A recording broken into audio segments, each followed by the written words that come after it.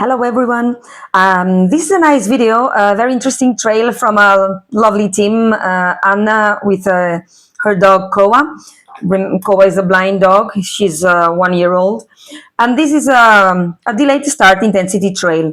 And I think this video is interesting, so you can see how we do a delayed start intensity trail.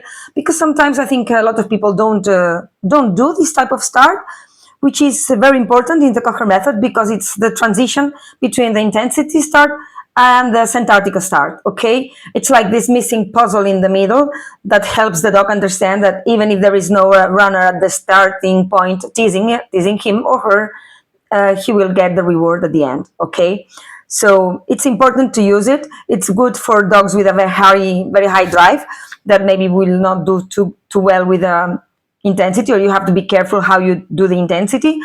Then you can do the delayed, or if you want to make a longer trail, you can also use the delayed start intensity trail, because there is this delay between teasing the dog and starting the trail. So this is the trail. It's a straight line. It begins in an intersection with an intersection.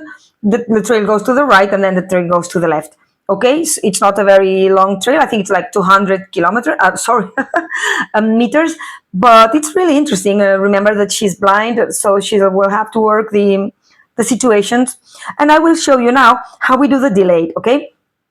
Because we will do it in a way that the dog doesn't get too frustrated when she has to wait until he can go or she can go to the starting point. Okay, so that's the image of what will the runner do. So the runner will tease the dog in the building, in that white building, and then go to the starting point from one side of the building.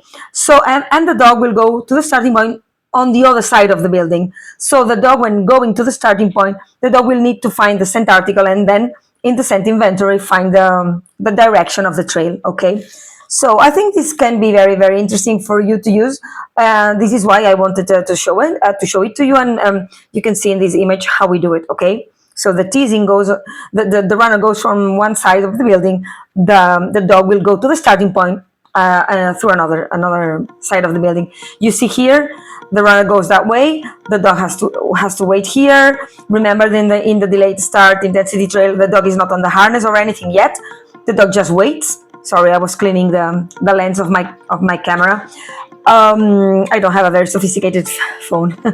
So now it's time for us to walk around the area, to get a little bit the dog to sniff some things, to lower the motivation. If the dog is very motivated or even excited, that is the moment. Okay, as you can see, this dog is very motivated. She wants to go to the starting point. She wants to follow the runner. This is why we'll not go that way.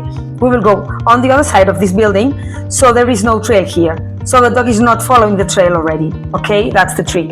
And now we will go to the starting point, and the dog will the runner has dropped the scent article there.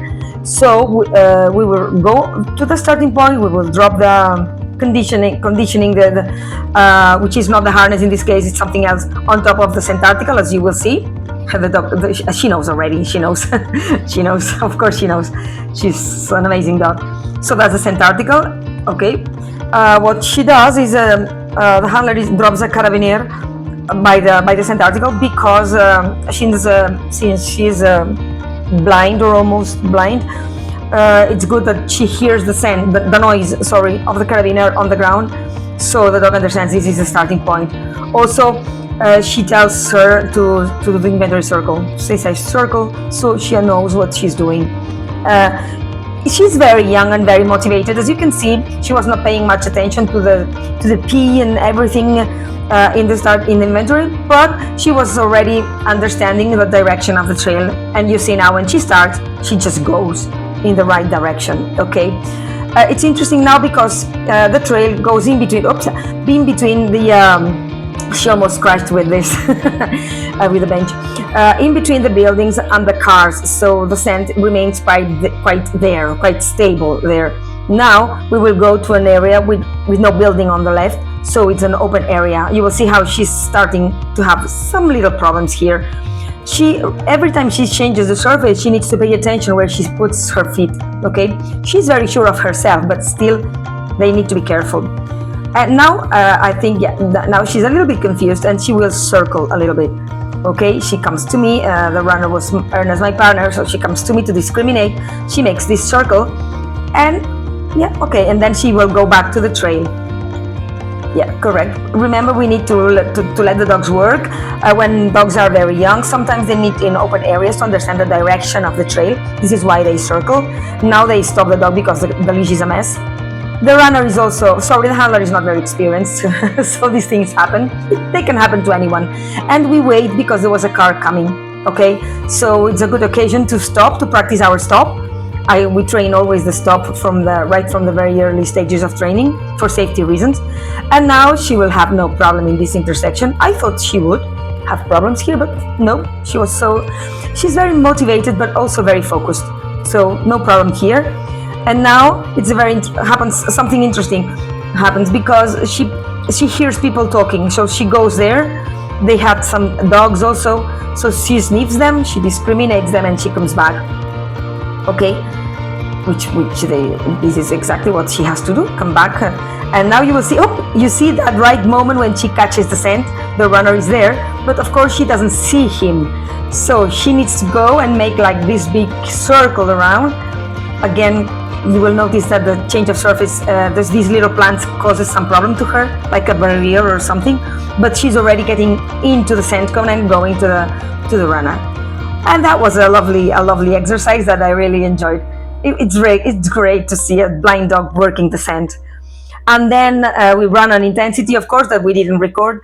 But then I love it when they come back playing, the handler and the runner. The handler and the dog coming happily, talking and enjoying and celebrating together the success of the trail.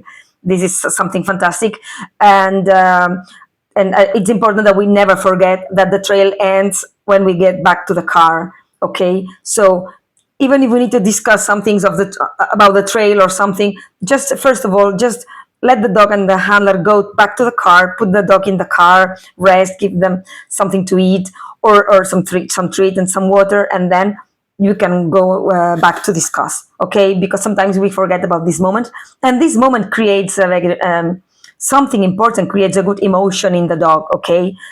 So that's everything for now. I hope you enjoyed it, and keep training.